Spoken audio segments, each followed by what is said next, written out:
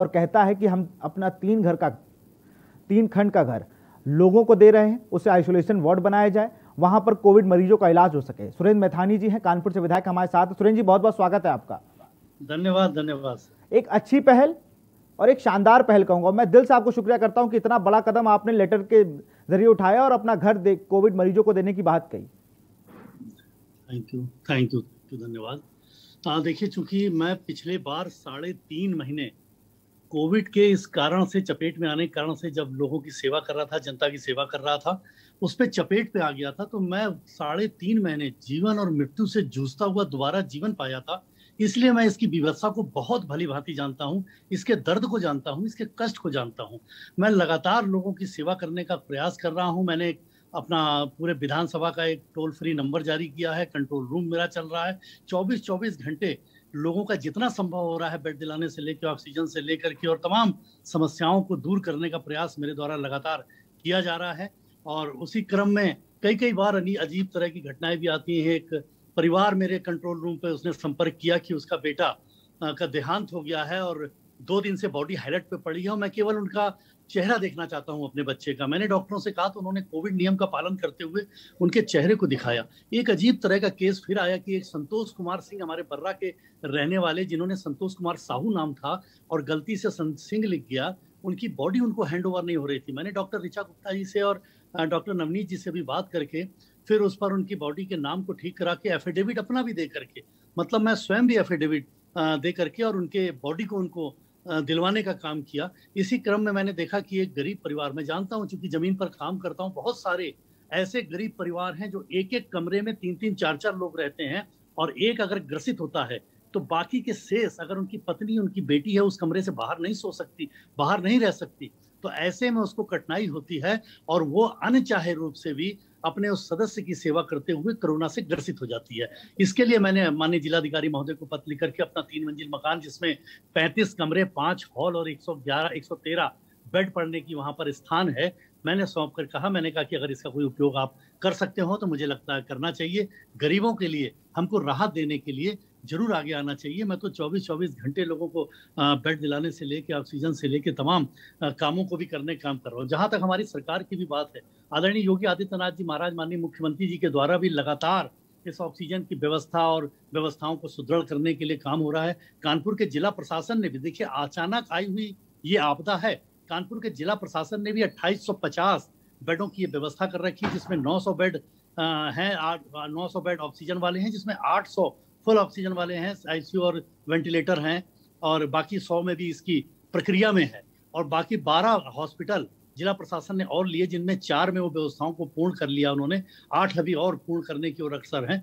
बराबर लगातार 125 metric ton की यहाँ पर ऑक्सीजन की भी आवश्यकता है, 55 के आसपास यहाँ पहुंच रहा है। लेकिन मैं धन्यवाद दूंगा कानपुर के सभी जो ऑक्सीजन के सिलेंडर को देने वाले, ऑक्सीजन को भरने वाले, ये सारे ही लोग बहुत ही तन्मयता के साथ समाज की सेवा करते हुए लोगों को राहत दे रहे हैं और प्रशासन को, औद्योगिक को बंद करके और प्रशासन को ऑक्सीजन की सप्लाई भी आवंटन करने का काम कर रहे हैं।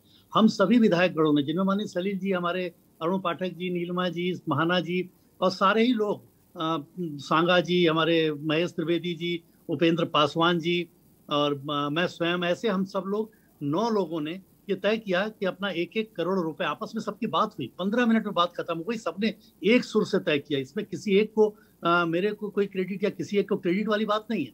सबने एक सुर से कहा कि हम 1-1 करोड़ रुपए अपनी निधि से देंगे, जिससे डीआरडीओ जो बिल्कुल हाई उस पे लेवल पे तुरंत इसका निर्माण करके देता है अस्पताल का, उसके लिए 9 करोड़ रुपए हम लोगों ने अपनी निधि से देने का प्रस्ताव दिया, जिसको माननीय शासन में प्रेषित किया।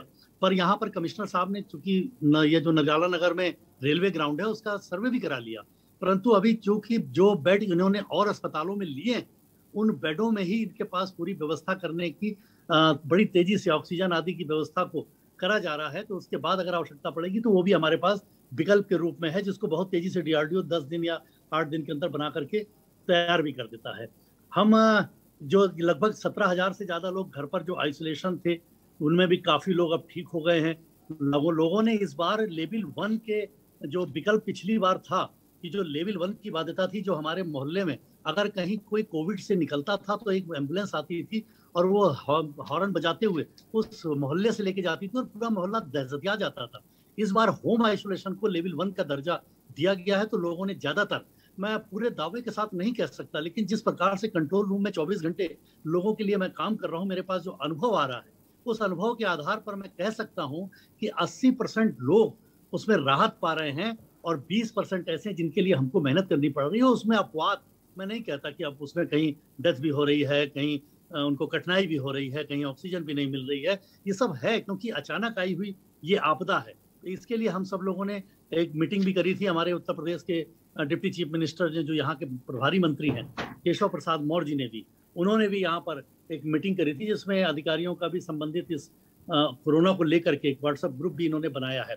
हमारे यहाँ से व्यवस्था जो बनाई गई, देखिए सिटी मजिस्ट्रेट के भी लगाए गए 12-12 घंटे पूरे। यही सवाल में था। सिटी मजिस्ट्रेट, नोडल अधिकारी, तमाम लोग सुरेंद्र जी बनाए जरूर गए, लेकिन जब फोन किया जाता है इन्हें, ये मेरी शिकायत है, ये मैं आपसे शिकायत कर रहा हूँ ये बात, क्योंकि अभी मैं सलील जी जुड़े थे, उनसे मैंने ये बात कही, उन्होंने ये बात मानी कि जो ऊपर के अधिकारी हैं वो तो काम कर रहे हैं, जो नीचे के अधिकारी हैं जिन्हें प्रभारी के तौर पे बनाया गया वो बिल्कुल काम नहीं कर रहे हैं। इस बात में आपको भी कोई दो राय नहीं होनी चाहिए, क्योंकि जिस तरह से मैं लगातार, जैसे आपके पास फोन आ रहे हैं, मैंने आपको भी कई बार फोन किया, इस चीज से अवगत करा चुका हूं, लगातार ये दिक्कतें आ रही हैं। सुरेंद्र जी, मैं आपकी बात से अपने को अलग नहीं कर रहा, लेकिन ये व्यवस्थाएं जो दिक्कत आ रही थी, ये लगभग 8-9 दिन पहले की थी। आज आप अगर रैंडम जांच करिए तो लगभग आपको 80% फोन तो उठेंगे। अब 20 का कोई कारण हो सकता है, मैं नहीं जानता, लेकिन अगर हम सब लोगों की जानकारी में ऐसा आता है तो हम तुरंत जिलाधिकारी महोदय को, कमिश्नर महोदय को तुरंत संपर्क करते हैं और उस पर कार्रवाई होती है। आपने देखा होगा कि हमारे यहाँ कार्रवाई में एक अधिकारी को भी उस पर कार्रवाई हुई, उस पर FIR दर्ज हुई, जिन्होंने फोन नहीं उठाया। DM बराबर राउंड पे रहते हैं, अस्पतालों के दौरे कर रहे हैं, ओवर बिलिंग पर भी लगातार चेतावनी दे रहे हैं, कार्रवाई कर रहे हैं, कि अस्पताल पर भी कार्रवाई हुई है। और आपने देखा होगा कि एम्बुलेंस वाले भी जो अधिक पैसा वसूल रहे थे, उनको भी 3 लोगों को जेल भेजा गया है। देखिए, समाज के प्रत्येक वर्ग को इसमें आगे आना चाहिए, क्योंकि जो ये दवा देने वाले हैं, ये कौन लोग हैं? हम ही समाज के लोग हैं। हम जो ऑक्सीजन को अगर कोई ब्लैक कर रहा है तो कौन कर रहा है? हम समाज के लोग हैं। तो हम सब लोगों को भी संवेदना की इस घड़ी में लोगों की जान को बचाना चाहिए। हम ऐसा गंदा पैसा क्या करेंगे कमा करके, क्या ऊपर लेकर के जाएंगे? लोगों को ये सोच लेना चाहिए। जो इस प्रकार का सब नहीं काम कर रहे हैं, लेकिन जो कुछ लोग काम कर रहे हैं, मैं उनके लिए कहना चाहूंगा कि इस बात को वो देख ले। इतिहास नहीं, अभी तुरंत की घटनाओं पर भी उठा के देख ले कि किसी के भी कफन में जेब नहीं होती। ऐसे में अगर गरीबों के आप उस पैसे को, पसीने के पैसे को अपने पास लेकर के इस गंदे काम को करेंगे, तो कहीं ना कहीं ईश्वर भी आपको दंड देगा और कानून भी अपना काम करेगा। इसके लिए लगातार योगी जी ने भी सख्त निर्देश दिए हैं, जिनमें 16,000 लोगों को, जो कोरोना के हमारे पेशेंट बचे हैं, उनको लगातार कॉल की व्यवस्था हो रही है। और एक अलग व्यवस्था हमने, हमारी सरकार ने संजीवनी के प्लेटफॉर्म पर भी करी है, जो लोगों को होम इलाज के संबंध में 2 दिन में उनको किट मिले, एक 2 दिन के अंदर उनको किट प्राप्त हो, इसकी बराबर मॉनिटरिंग भी हो रही है और लोगों को इसके लिए राहत देने के लिए लाइनें भी जारी की गई हैं। हम सब लोग लगातार इसको प्रयास कर रहे हैं, और प्रयास जब हम कर रहे हैं, जमीन पे जब हम काम कर रहे हैं, तो मैं देख रहा हूँ कि बहुत ही ऐसी भी, जिनको मैंने कहा कि 80% लोगों को राहत मिल जा रही है, और जो 20% के लोग बचे हुए हैं, उनके लिए हम लोग जबरदस्त एक्सरसाइज करके और उनको राहत देने का प्रयास कर रहे हैं। हमारे प्रयास में हो सकता है कि कुछ अपवाद के रूप में किसी को लाभ मिल पाया और ना मिल पाया हो, लेकिन ईश्वर को साक्षी मान करके मैं कहता हूँ, जिस प्रकार से मेरा पूरा जीवन है, जैसा मेरा राजनीतिक जीवन है और जैसा मेरा इतिहास रहा है मेहनत करने का, मैं उसी आधार पर पूरे तन्मयता के साथ और ईश्वर को ध्यान में लेकर लोगों की पूरी मदद करने का प्रयास कर रहा हूँ। और इधर मैं आपको एक घटना से भी अवगत करा दूं, आपके चैनल के माध्यम से मैं धन्यवाद दूंगा आपके अपने के न्यूज TV चैनल को, कि आपने इतने सेंसिटिव मुद्दे को जनता के सामने रखा है। ये ज्ञानवर्धक चैनल हो गया है कि लोगों को ये जानकारी में भी आए। मैं इधर लगातार 3 दिन से देख रहा हूँ, लगभग 7-8 दिन पहले तक मेरे कंट्रोल रूम पर और मेरे मोबाइल पर, मैं 24-24 घंटे अपना मोबाइल स्वयं उठाता हूँ, मेरा कोई सहयोगी नहीं है, और मोबाइल पर और कंट्रोल रूम पर देखता था कि लगभग 125 के आसपास 8-9 दिन पहले तक बेडों की रिक्वायरमेंट आती थी। और 3 दिन पहले से की अगर मैं स्कोर आपको बताऊं, तो आज से 3 दिन पहले 15 बेड की आई थी, और कल 7 बेड की रिक्वायरमेंट आई थी। आज सवेरे से मुझे 3 बेड की रिक्वायरमेंट आई है। और मैं खुशी हुई मुझको आज अखबार में एक विज्ञापन देख करके, जिसमें नारायणा जैसे हॉस्पिटल को विज्ञापन देना पड़ा कि हमारे यहाँ कोविड का इलाज हो रहा है और किसी को बेड चाहिए तो बेड ले। मैंने देखा कि फॉर्चून में भी और रिजेंसी में भी और मद्राज में भी, इन सब हॉस्पिटलों में अब वो फोन नंबर नोट कर रहे हैं कि आप अपना नंबर नोट करा दीजिए, बेड खाली होते ही हम आपको फोन कर देंगे। कल फॉर्चून से मेरे एक कार्यकर्ता के पास फोन गया और उन्होंने कहा कि आ जाइए, बेड खाली हो गया, ले लीजिए। ये संकेत है कि हम इस पर विजय की ओर अग्रसित हो रहे हैं। केवल हमको संयम बरतने की जरूरत है और सरकार की गाइडलाइन का पालन करने की जरूरत है। और विशेष रूप से आपके इस चैनल से मैं ये अपील लोगों से जरूर करना चाहूंगा कि एक तो मास्क का प्रयोग अवश्य करें, गाइडलाइन का पालन कोरोना का अवश्य करें, और जो भी लोग इस तरह का काम कर रहे हैं जिससे समाज में घृणित पैसा कमाने का काम कर रहे हैं, कृपया ये घृणित पैसा न कमाएं। आप कफन में जेब सिलवा के ले नहीं जा पाएंगे और उसका प्रतिफल, दुष्फल कहीं ना कहीं ईश्वर इसी जन्म में आपके भी कहीं निर्दोष बच्चों को ना दे। इसलिए इसको ईश्वर की चेतावनी मानते हुए, आप ईश्वर के नतमस्तक होते हुए इस महामारी के काल में लोगों को राहत ना दे सके तो कम से कम लोगों का खून न पिए।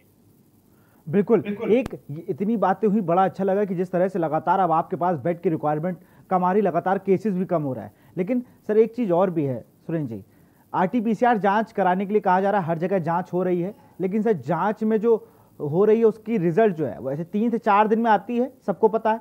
लेकिन स्वयं मैंने जागरूक नागरिक के तौर पर मैंने कराई, मेरी रिपोर्ट निगेटिव आई, लेकिन लगभग 11 दिन लग गए, 8 से 10 दिन लग गए। 3 लोगों ने जांच कराई, किसी के 8 दिन बाद आई, किसी के 7 दिन बाद आई, किसी की 6 दिन बाद जांच आई। तो ऐसी कई लोग परेशान हैं और वो लोग डर रहे हैं कि अगर हम पॉजिटिव हुए और मेरी रिपोर्ट अभी तक आई नहीं है लगातार, और हम लोग सड़क पे निकल रहे हैं कि क्या करें, अभी ये भी नहीं पता चल पा रहा। तो RT-PCR जांच हो जरूर रही है, लेकिन उनकी रिपोर्ट आने में बड़ा विलंब हो रहा है, जिससे लोगों में एक डर की स्थिति बनी हुई है। आपकी बात से सहमत हूँ, इसीलिए सरकार ने ये व्यवस्था करी है। कहीं ना कहीं चूंकि एकदम से देखिए ये महामारी एकदम से आई है, और मैं धन्य मानता हूं अपने को कि जनता इतनी जागरूक हो गई है कि पहले जो लोग छुपाते थे, मैंने पिछली बार भी जम के काम किया, इस बार भी जम के काम कर रहा हूं लोगों की सेवा में, तो जो अनुभव आ रहा है कि लोगों में इस बार जागृति, लोगों में अवेयरनेस ज्यादा आ गई है। ये बहुत अच्छी बात है, जिस कारण से लोग अब टेस्ट कराने के लिए आगे आ रहे हैं और टेस्ट का लोड बहुत ज्यादा, और कहीं ना कहीं जो इस टेस्ट को रिपोर्ट दे रहे हैं, लैब टेक्नीशियन हैं, डॉक्टर्स हैं, वो भी कोरोना से ग्रसित हैं। आप देखिए कि ना 4 टोटल SDM हैं और 3 SDM उसमें कोरोना पॉजिटिव हैं। कई कई थानों की फोर्स वो कोरोना पॉजिटिव आ रही है। इसी तरह डॉक्टर और टेक्निकल टीम भी कहीं कोरोना पॉजिटिव हो जा रही है, जो कोरोना की रिपोर्ट को चेक कर रही है। तो इससे कहीं ना कहीं व्यवस्था में थोड़ी कमी है, मैं इसको इनकार नहीं करता, लेकिन उसका एक विकल्प भी सरकार ने निकाल दिया है कि जो एंटीजन की रिपोर्ट होती है उस आधार पर भी कोरोना पेशेंट मान लिया जा रहा है। और दूसरा जो सिटी होता है, सिटी स्कोर के आधार, सिटी के भी आधार पर कोरोना का पेशेंट मान लिया जा रहा है और उसका इलाज किया जा रहा है। हैलट में हमारे प्रशासन ने ये व्यवस्था करी है। आप देखिए कि हैलट में 2 प्रकार की व्यवस्था करी है। एक व्यवस्था करी है जिसमें 100% जो कोविड के पॉजिटिव हैं उनका, और जो सेंसिटिव हैं जिन पे कोविड की वो आ रही है कि इनको कोविड हो सकता है, वो सपोज वाले, उनके लिए भी व्यवस्था करी। मैं आपके चैनल के माध्यम से लोगों का ध्यान इस ओर आकर्षित करना चाहूंगा, अगर कोई परेशान इस तरह में हो रहा है तो वो हम सब लोगों को भी संपर्क कर ले। मेरा टोल नंबर है 1800-890-2711। मैं फिर से बोल दूं 1800-890-2711। मुझको भी संपर्क कर सकता है। और इसके साथ ही साथ हैलट में भी अगर वो जाएं तो जा करके देखें कि उनको हैलट में बेड मिल रहा है। मेरे पास जितने भी, हमारी विधानसभा ही नहीं, मैं चूंकि कानपुर महानगर का 8 वर्ष तक अध्यक्ष रहा, तो पूरे कानपुर का भी लोड मेरे ऊपर आता है। और हमारे सारे विधायक पूरी तन्मयता के साथ, उनको जहां पता लग जाता है कि उनके बिल्कुल सुरेंद्र जी, जिस तरह से आप काम कर रहे हैं वो काबिले तारीफ है। आप लगातार अपना फोन स्वयं उठा रहे हैं, ये एक अच्छी बात है। इस कोविड काल में जहां लोग, बड़े बड़े लोग जो घरों में सिमट गए हैं, लेकिन आप जैसे लोग लगातार जो खुद कोविड वॉरियर के रूप में काम कर रहे हैं, खुद आप कोविड पेशेंट रहे, उसके बाद आप जिस तरह से लगातार, आप सही होने के बाद जिस तरह से लगातार आप लोगों के बीच आकर काम कर रहे हैं, ये भले ही बहुत ही काबिले तारीफ है। बहुत बहुत शुक्रिया हम लोगों से जुड़ने के लिए। लगातार हम लोग बात कर रहे थे और आप